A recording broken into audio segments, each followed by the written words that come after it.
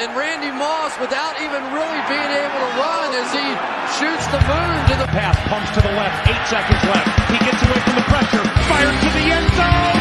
It's caught! It's Greg Lewis! Oh my heavens! Greg Lewis's first catch has given the Minnesota.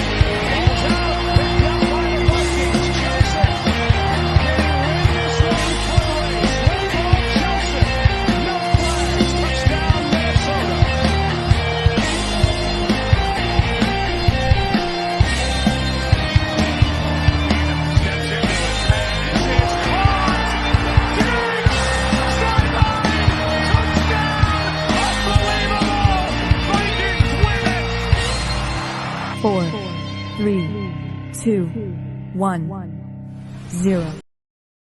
Hey, welcome in, Vikings fans, to another episode of House Calls with Skoldoc, and brought to you by Minnesota Sports Talk. And we have Dave here with us as always.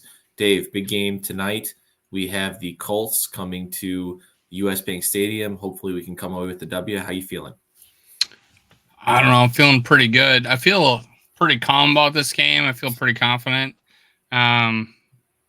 I know people were all, down that aren't going to see Anthony Richardson.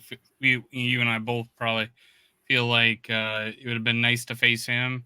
But even though a veteran Flacco comes in and are just dispositioned to being afraid of backup quarterbacks, I do feel like this is a rebound game, big and bad. We're coming off we coming off that short week that we had.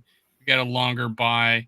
I don't think the Detroit loss was anything to be ashamed of. I think this team rebounds. I do too, and we'll get into that more. There was a lot of factors in hindsight, looking back at that Rams game, that just stacked against the Vikings, and they did not deserve to win that game. It sucked how that game ended with that missed face mask call, but let's be honest, they didn't deserve to win that game by any means. So, I think you could turn that into a good thing where these players got focused, came back over the mini bye here and are ready to go against this Colts team. And I agree with you. It's a bummer that we're not going to see Anthony Richardson because I think that Brian Flores would have had that guy in a blender all night long. We'll jump into this Colts matchup. But first, let's talk about the injury status of the Vikings going into this game. They are going to be without Blake Cashman now for the third game in a row. Secondary to his turf toe injury. I would expect him back after this game, and they'll probably put that steel shank in his shoe, and we'll see him ready to go against the Jaguars on the road the following week. Our left tackle, Darisaw, did tear his ACL. Also mentioned that there was an MCL in there as well. Underwent successful surgery. We're going to be looking to get him back probably in training camp of next year, possibly into the beginning of the season next year. So we'll keep that timeline in the back of our brains there, but hoping that the big guy rests up and comes back his usual dominant self. And then who else do we got out? We have Levi Rodriguez making his first start or making his first appearance tomorrow. And I went online saying that he's going to have 2 sacks, put my money where my mouth is. I backed you up. I said a hat trick. Yes, sir. So I believe in that guy. I think he can offer some interior pressure that we've been missing. So I'm excited to see him get an opportunity. And I think there's one more player that I'm missing. Am I forgetting anybody? Oh, Dalton Risner is coming back. So they have Risner and Evans as questionable, so it might be game time as of right now. Someone posted that expect Risner to play. I forget who it was. As in start? Dress. Oh, it's to be active. Okay. Be active. Sorry, I jumped the gun there. Well, that would be great. I'm all for surprise. We got a new starting right guard, too. Both of you and I are on the same page about wanting him to take over. I much rather have, because of Aaron Jones' ability to create, I feel like he's a stronger player for this team because of the pass blocking. Aaron Jones is able just to, create on his own. So I'm not too worried about any run blocking deficiencies, if there are any, in comparison. I just, getting the quarterback killed is more of a, not killed is more of a priority to me.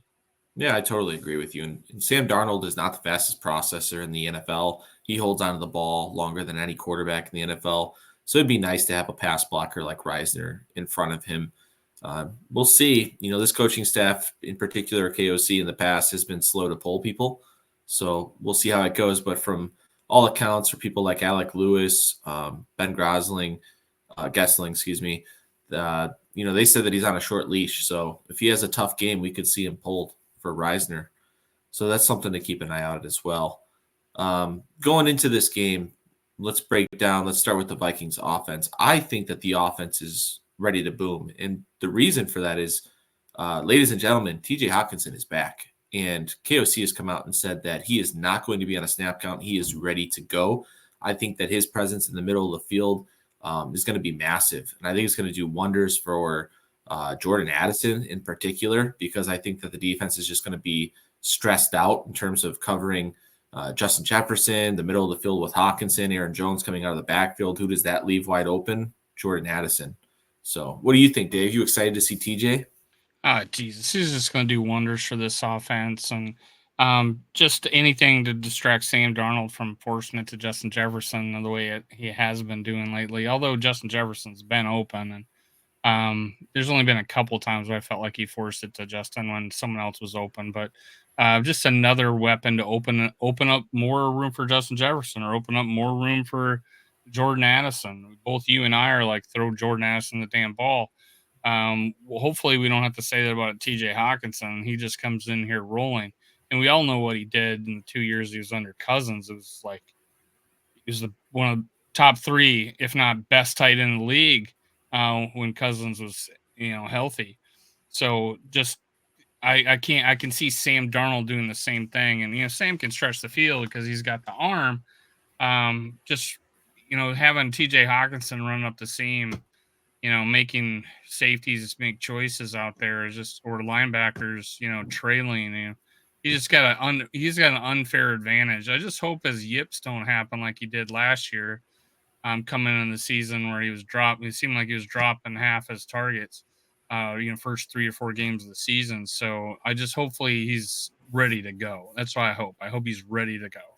Yeah, I agree with you 100% right there. And Sam throws a good ball. I mean, he throws a catchable ball. There's nothing wrong with the way Sam Darnold throws the ball. So I'm not too worried about that. The Vikings have been pretty good in the red zone this year, but he does bring you a massive target in the red zone. So big boost for this offense that's coming this week. I'm super excited about that. When you look at the Colts matchup, this is the defense that gives up a lot of yardage. I believe they're about 27th, 28th against the pass, and they're 30th against the run.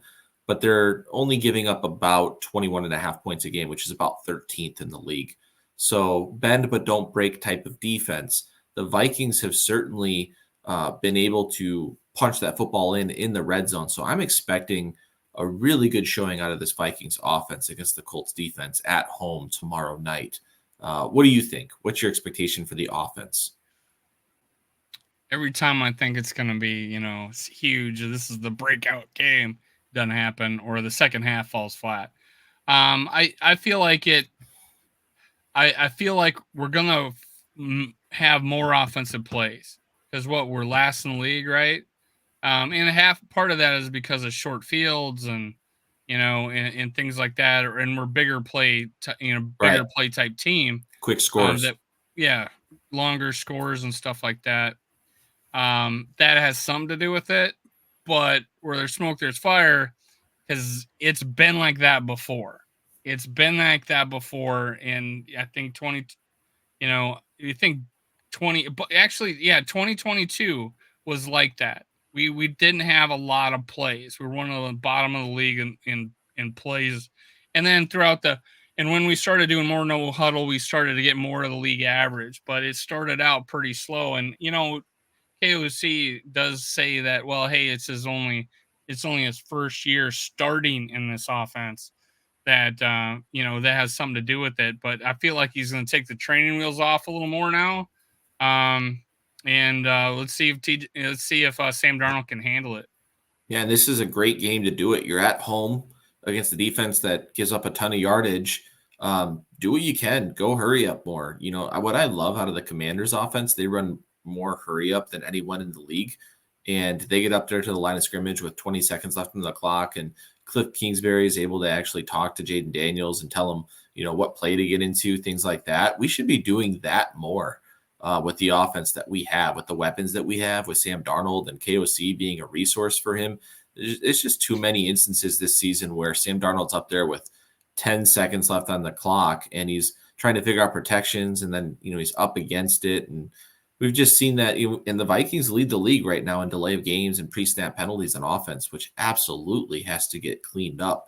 So, I'm hopeful that this is the week where we see a shift because, again, we are coming off a mini bye. They've been focusing on this, since that Rams loss. So it's time for them to put their money where their mouth is and make people a believer out of them, because we just got to see it. Now, how do you feel about our new left tackle being able to protect him? Do you think they're going to try to target that, or do you think he's, just solid enough? Jacksonville kept him on an island a lot. Yeah. Like he didn't need help. Yeah. So I mean, that's one position on offense where you can be traded and probably come in and play right away without too many issues. It does help to play with have some continuity and play with the guy next to you to handle stunts and things like that. So you may see some games that they're playing on the defensive line, trying to get some miscommunication out of Brandel and Cam Robinson. But at the end of the day, I think he's going to be just fine. And the strength of his game is pass blocking. The weaker part of his game is run blocking. That's actually the aspect of his game that I'm a little bit worried about coming out tomorrow night, is the run plays and making sure that he understands who his assignment is in the run game. In terms of the pass offense, it's, you're usually one-on-one with the defensive end anyways. So I think he'll be fine. Yeah, I feel pretty comfortable with him there. And I would have been more uncomfortable with Quisenberry. And I feel like we would have to adjust our offense more because I felt we would probably have to chip a lot more.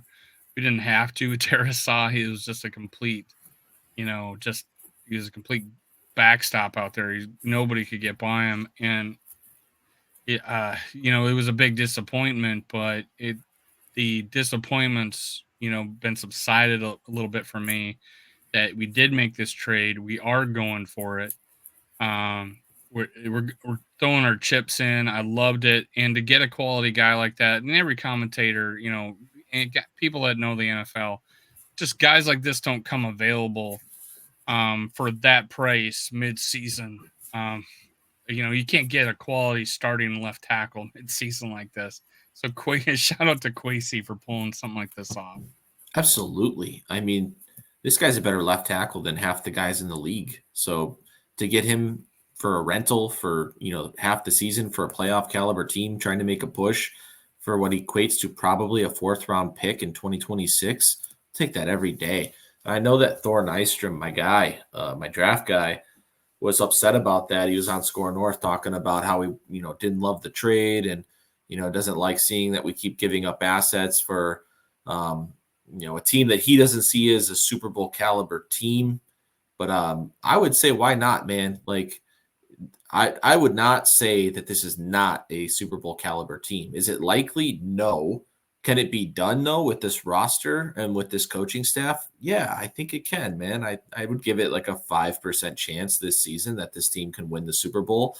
So why not lean into that a little bit, right? Like, for the cost of, again, a future 4th round pick, you can trade down at any point in the draft for the next 2 years to recoup that 4th round pick. That happens all the time, and we won't even remember this trade. So not worried about it at all. And I kind of think, so I know some commentators out there, and maybe Thor's falls in that category, will hold on to their narrative with both arms as long as they can and fight it. But there's new information, right? I think he was like a 7-win guy, right? I think he posted like, I'm gonna have to change my view that I was like a 7-win guy, but this is a pleasant surprise type of thing. I think when we were winning 4 or 5 games in a row. So I feel like sometimes we just hold on to I am so flexible when I look at a team and I'm like when we're 0-3, I'm like, this is a good team. We're just fumbling the ball. You can fix this. And then the pogo sticks came out And then we looked amazing. Mm-hmm. Playing San Francisco, playing the Packers, even almost beating Kansas City. New information here. I throw all that out the window. This team surprised me for the fact that Sam Darnold was even more capable than I thought he was. I thought he would win 10 games just being a 15 to 20 rated guy, right? Now I'm thinking, well, I think he's top 15 now. On his worst, not his worst day, the Jets was terrible, but on his average day, he's going to be top 15 dude based on the way he's played. So, yeah, I think he could take a team into the playoffs. Our defense could win the games. Yeah. I feel, and I'm going to throw that Thursday night game out. On the road Thursday night. I'm just throwing that one out after just a heartbreaking loss. So yeah, I throw that out. You got to go with new information, and we got plenty of it right now. So yeah, we had a left tackle. I'm all in. I'm right there with Kwesi. Yeah, I agree with you 100%. So I think we both agree that we expect good things from the offense against the Colts, but let's shift our focus to the other side of the ball. Our defense against their offense. Now, going into it, if Anthony Richardson was going to be the guy, I think the Vikings defense probably scores, right? At least once. Yeah. Joe Flacco scares me a little bit because he's a competent quarterback. He knows how to beat the blitz. He's got a good offensive line. This Colts offensive line is on par, believe it or not, with the Lions offensive line with PFF grading and things like that. Now, when you look at it, the eyeball test, I still think the Lions offensive line is on another level. But with that said, it's going to be tough to pressure Joe Flacco. And we're coming off a game where we did not get any pressure now on the road, but we did not get any pressure against a bad offensive line in the Rams. So a little bit worried from my standpoint on this defense stepping up again and being the defense we saw through the first 4 or 5 weeks of the, in the NFL season and stopping this Colts team. But we can't overlook this Colts team with a great running back, good offensive line, and some underrated wide receiver weapons with Michael Pittman Jr., who's a good wide receiver, and Josh Downs has been quietly having a very good season, very fast guy.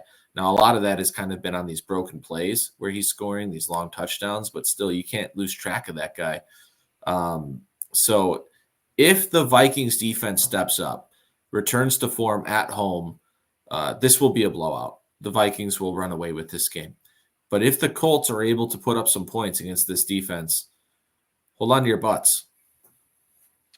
And, I was expecting to go look at his stats and think, he's pretty crap. But actually, the past 2 years, quarterback rating 90. This year's 102. But everybody's darling for a while last year. He ended up throwing 8 picks and 13 touchdowns. This dude has only thrown more than 20 touchdowns twice, and that was in the first 3 years of his career. He threw for 4,300 yards in 2016, but he 3,100 the next year, and then hasn't thrown over 3,000 yards after that. And he's been a backup since probably 2019, or I don't know, Denver. It looks like he only played half the season, so he hasn't been the actual starter for a while. Has been the backup or replacement quarterback. So there hasn't been a whole lot of time, a whole lot of consistency there. But he's prone to. Last year he was prone to throwing turnovers. We're a turnover, creating team. We're a bad matchup for him as he is for us. I think we win that matchup, all day. So I wasn't too worried about Flacco starting. I know other people might be, just because because he's better than the guy we would have played, but he's not. But he's a different player, a different problem. And we just came off playing a statue against the Lions a little bit ago, and a Stafford, who's not the greatest mobile quarterback right now. So I feel like we transition well. We don't have to prepare for a guy rolling out all the time, scrambling, whatever. I think that it is a good time to face a Flacco. Yeah, I agree. And I think that we're all just a little nervous right now because of the defensive performance that we saw on Thursday night, which was just very poor. And then there was a few drives in the Lions game where there was just zero resistance. But give the defense a little bit of credit against the Lions. That's a team that's been putting up some crazy offensive Second statistics half, they this played year. a lot better. Yes, 100%. And just a little side segment here. The Lions are only 2.5-point favorites against the Packers tomorrow. Does that surprise you at all? I thought the line would be like a touchdown. And Love is hobbled a little bit, so yeah, it would surprise me. I would think, I would say 4 or 5 be more in line for that game. Yeah, I just think that the is it in Lions are Detroit? rolling. I should be in Lambeau, I think, but still. Oh, that's probably why then. Yeah, and they were talking. Yeah, you're right, because they were talking about it being a rain game potentially, and Goff doesn't play fantastic in the elements. But I just think that Lions team is rolling right now. I'd be surprised if the Packers pull out a win. But theoretically, what we should be rooting for the Packers, right? What do you think? You just hoping for a good game there? Do you have a rooting interest there? I want the stadium implode. I will never ever root for the Packers. I will accept the results. Yeah. But I will never root for the Packers. But I'm not going to root for the Lions either. But I will accept the results. Statistically speaking, if the Vikings are going to win the division and get that number 1 seed, it would be helpful. It would if the Lions lost the game. But you'll not catch me on air saying I hope the Packers win. Yeah. I hear you. But hey, if we're aiming for a Super Bowl, and that's my whole mantra, I've adopted that from Score North. One before I die, please and thank you. If we're trying to get that Super Bowl, the best way to get there, number 1, win 12 games. That data shows that 12 games is kind of that number that gets you into the Super Bowl. It kind of proves that you're caliber enough to go win a Super Bowl. Number 2, though, get that number 1 seed, get that bye, get the home playoff game throughout the playoffs. Very, very important. And there's only been, how long has that been that there's only been one bye? Like 3-4 years now? Yeah, so there's not a whole lot of data on that. But yeah, getting that first round bye does help. Well, even going back to when they had the 2 byes, the data showed that if top 2 seeds usually won it. Yeah. So, anything else to talk about before we pick the game? Who do you think's going to stand out? Who's coming out of, who's going to just stand out in the game? Like, who's going to be the hero? Yeah, it feels like Addison, doesn't it? Like with the whole free 3 thing last week, and everyone's like, oh, does he want to get traded? And it just made some noise. And I saw a tweet that said that he was second in the NFL with separation rate last week. Like the dude was just always open, didn't get the targets to show it. I think that's going to open Sam's eyes a little bit. That's going to open Kevin O'Connell's eyes, and they're going to actually game plan a little bit more for Addison in this game to get him the football. So that's my answer. Is I think Addison is the guy that has a big bounce back week this week.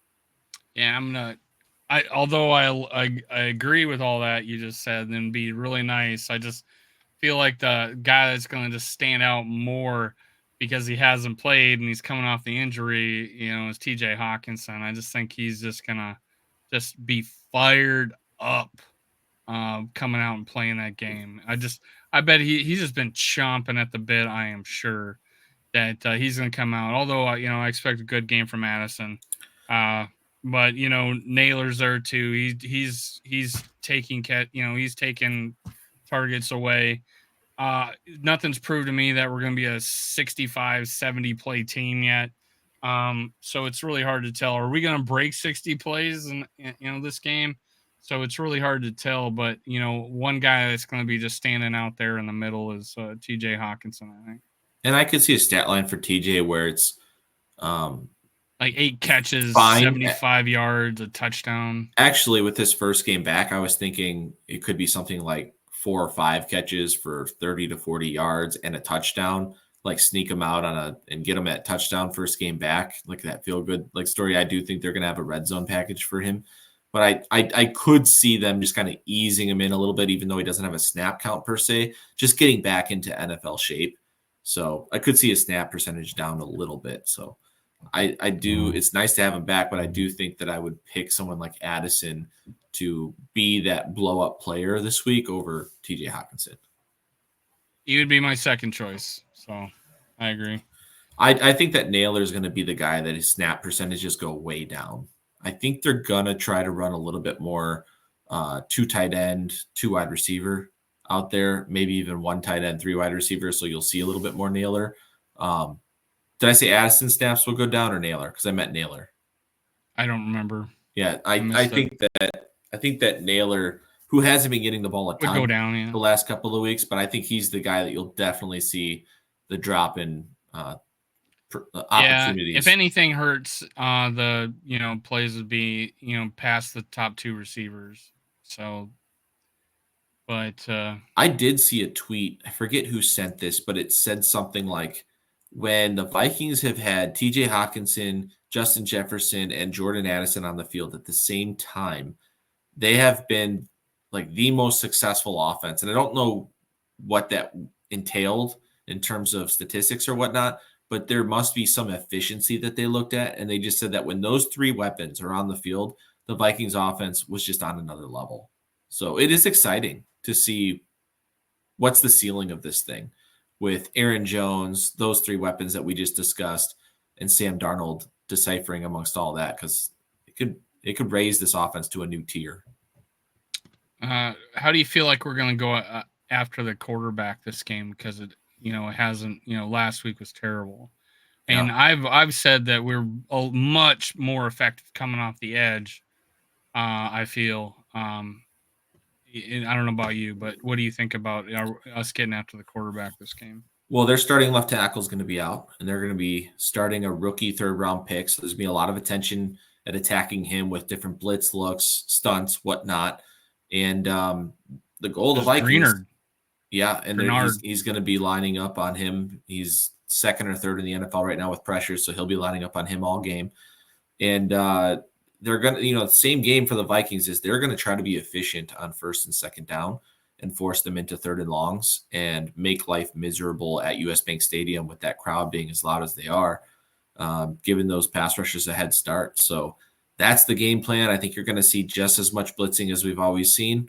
Would have liked to have Cashman back with the green dot, because I do believe that he makes a huge difference. So we're going to see Ivan Pace blitzing a lot like we typically do, blowing up running backs, and hopefully they get home a couple times on Joe, because this is the type of quarterback where he will give up the football. You can strip sack him. So get him a couple times on that blind side, and we'll be really happy about that. I think Harrison Phillips, sorry. God dang it. Harrison Smith. Well, I wish we had fewer Harrisons. Harrison Smith, overloading the right side of the defense, overloading that left tackle, gonna make a play. I don't know if you noticed this, or he's gonna get a sack. Yeah, big play. Would you agree with me that I think the biggest difference the last 2 weeks with the defense is that, well, first of all, the Rams stayed on schedule a large part of that game. They very rarely got the Rams into a 3rd and long where they could disguise a bunch of stuff. But I didn't see Harrison Smith like down on the line of scrimmage and then bailing 20 yards back to the deep middle as much as we typically do. And that's the stuff. That's the disguise stuff when you usually see those turnovers happening, when you really confuse the quarterback. I felt like more of the Rams game was just them lining up like, this is our defense and this is what we're doing, and they were getting torn apart. And part of that is because McVay was smart enough to keep the down and distance in a manageable position, and also McVay was doing some other things like quick snapping them and stuff before they could even get into bluffing. And I mean, that's just facing a great offensive mind in McVay. But hopefully we can get back to the things that we were doing to start the season, confusing the hell out of the quarterback, and Brian Flores can be regarded as another, the top defensive mind in football. Because what's crazy was that weeks 1 through 5, we were number 1 in expected points added in defense. The last 2 weeks on defense, 32nd. Isn't that crazy? Absolutely crazy. Blake Cashman is important, I guess, right? Yeah, I mean, that was one of the bigger surprises for me is how good Cashman was. I forget if it was the second game of the season where he just dominated. Was it San Francisco? Yeah, it was San Francisco where he just dominated. And I'm like, God, where has this guy been all my life? And it's exactly what we want. Exactly what we needed. And now he's gone. Now he's out. Like, what the um and with that is like talk about him being able to come back. They say he's close. Is he? Doc, talk to me, Doc. I think he is. Turf toe, usually you miss 2 games. Like typically you miss 2 games. He's missed the last 2 games. So I think he's coming back. It is something that he will deal with for probably 6 to 8 weeks before he feels much better. But like I said, he can put that carbon fiber insert in his shoe and stop the extension of that big toe and splint it, make it feel better to the point where he can play. Must have been a pretty bad sprain, though, to keep him out for the last 2 games. But it's a pain. It's a really I also painful feel injury. like Vikings are overprotective of injuries. Yeah. Don't you? Yeah, I think so. 3 years. I think so, too. Yeah, they're on the cautious side of things. But players like that. That's why they score well in those surveys. Yeah. Oh, and were you picking the game? Yeah, let's pick the game. I'll go first. So I'm gonna pick a Vikings blowout. I just think that they're gonna get back right. We're starting a great stretch here. Colts and then Jags, Tennessee, Bears. I think they're gonna go 3-0 the next 3, and I'm gonna pick them to go. Let's go 31-17 Vikings. I'm gonna go 27-20, but is because there was a late score that they got to 20. But they backdoored their way the whole game. Yeah, I like it. And I'm going to say I like Harrison Smith to make a splash play like you said. Maybe a strip sack, maybe an interception, maybe a pick 6, but I like him in this game to get a turnover. Yeah, he's going to do something today, I think. Let's do our pick 6 here. Oh, shit, I forgot about that. Okay, Justin Jefferson. Why'd you pick the over? That's all the dude does. That's all he literally does. He'll probably get to 80 yards in the first quarter and then sit there until the fourth 6 quarter. The rest of the game. Yeah, and then he'll finish with 90. That's just seems to be what he does. But the dude, he always goes over. This is a passing defense that gives up a lot of yards, so give me the over. I went over too. Same deal. I felt the same way. Just come on, play the whole game. Although he did have 100 and something last game. He's due for a 200 soon. We just don't throw the ball. We just don't have enough plays. Don't have enough plays. If we were behind, yeah. But all right. So we went with Aaron Jones. We split on this one. I'll tell you the reason why I feel.